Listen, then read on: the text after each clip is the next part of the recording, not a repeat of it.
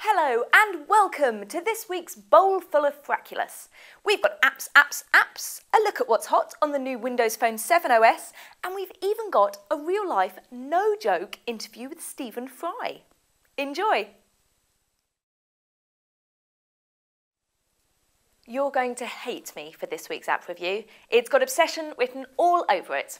Well, actually, it's got cut the rope written all over it, but the subtext is definitely obsession. Published by the same people as Angry Birds, this falls strictly into the casual gaming category, and if that's not evident from the gameplay, it certainly is from the fact that the character is called Omnom. It's so saccharine it hurts. The idea is that you've got to get the candy to the frog-like Omnom by cutting the rope at the right time. You kind of want there to be an accelerometer element to it, but there's not. It's just your in-game laws of physics you have to contend with. Purists will hate the fact that it's possible to skip levels, but I quite liked it because that's one of the reasons I abandon these kind of games. There's also the option of sharing your achievements with others and the chance to top the leaderboard, although I'm pretty sure I won't be troubling that board. There's a free version or a 59p full-on kabillion level version. Don't say I didn't warn you.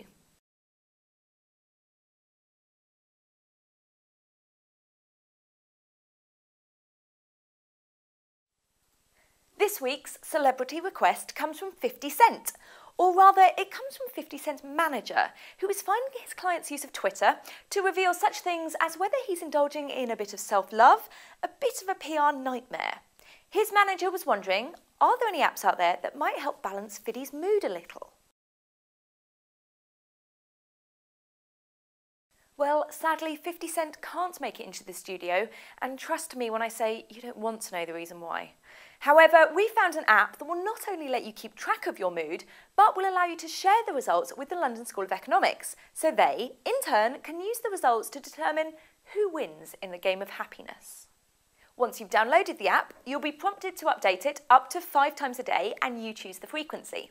Scores are taken on things like how happy and relaxed you are, as well as possible contributing factors, such as who you're with, where you are, and what you were just doing. One of the options, appropriately enough for 50 Cent, is having sex, although I'm not sure how the other party will feel about you stopping that particular activity to update the app. Feel free to tweet us your own experiences. Over time, these results are collated and analysed, so you can see for yourself that you should spend all day with friends in the pub, as this is where you're happiest. Being the emo, oversharer and slightly socially conscious person that I am, I freaking love this app, and love the thought of my woe is me moments being used for the good of research. It totally validates them. Whether this tracking of moods will help 50 Cent gain some kind of control over his sanity is questionable, but we've done our human best.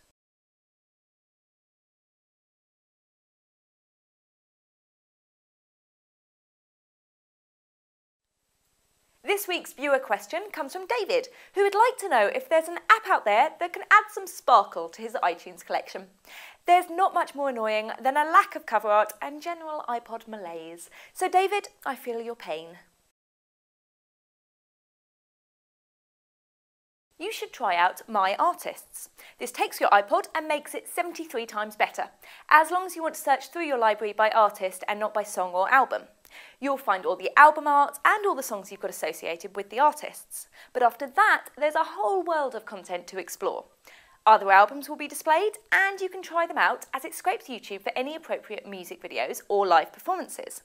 There's also integration with Last.fm, so you can explore information about the artist and other similar artists, although again, you've got to rely on YouTube to have the relevant songs uploaded. The app is great if you want to listen to a specific artist. I tend to keep my iPod on shuffle, so it's not really a long-term replacement for me. And of course, you are relying on YouTube for the stuff you don't own, so you need a decent signal for video content. However, it's great for any music lover that wants to get a little bit more from their music collection. The free version will let you try it out by loading half your library, but the full version only costs £1.79, so won't break the bank.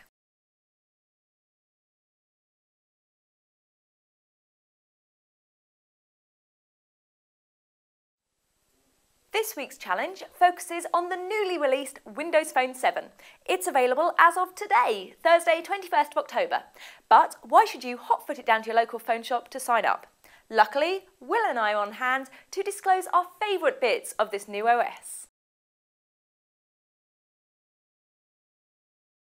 overly whizzy interfaces aside, my favourite part of Windows Phone 7 is the People Hub, because it makes me a better friend.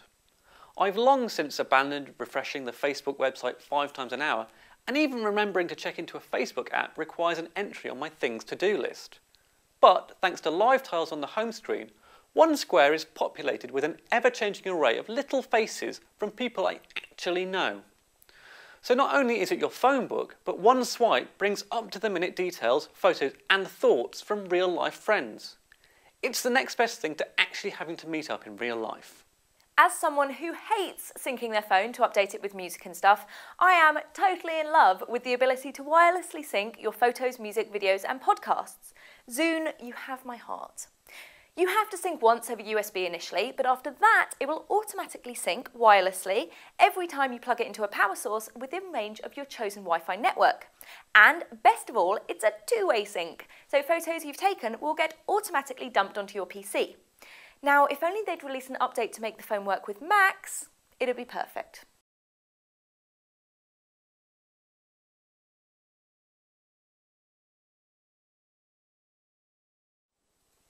The launch of Windows Phone 7 saw none other than BFF of the show, Stephen Fry, stand up to deliver his verdict on the operating system.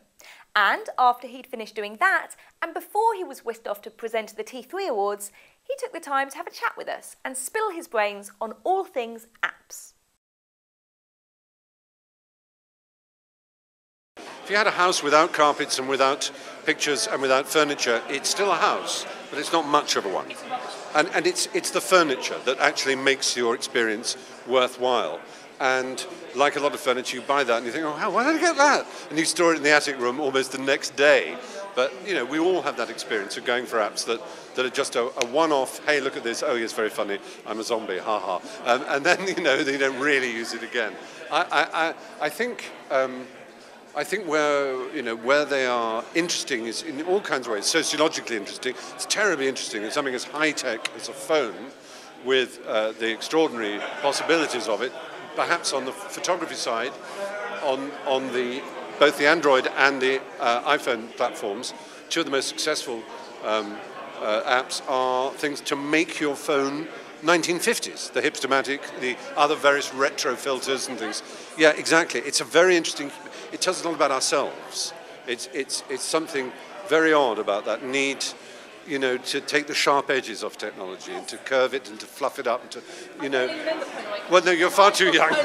Yeah, exactly. So if we were going to ask you what your kitchen table, cooker, curtains and carpet are, what are your 4 apps that you can't live without? Well, I mean, if you exclude the obvious ones, which are the social media ones, the Facebook official app and the Twitter official app, for me, because it's sort of partly my profession, IMDb as an app is incredibly useful all the time.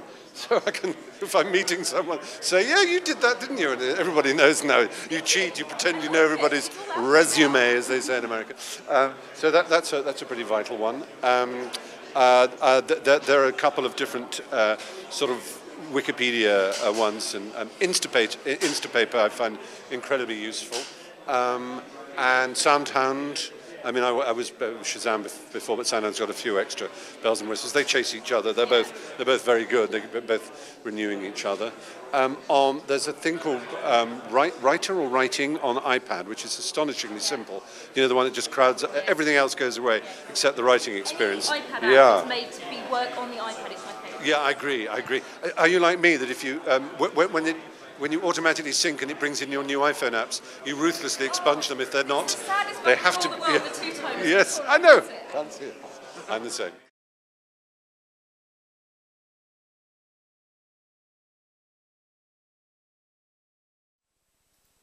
That's it for another week. Thanks for watching, subscribing, tweeting and the rest. We live for your feedback. See you next week. Want more? There is a veritable plethora of options available to you. Follow us on Twitter.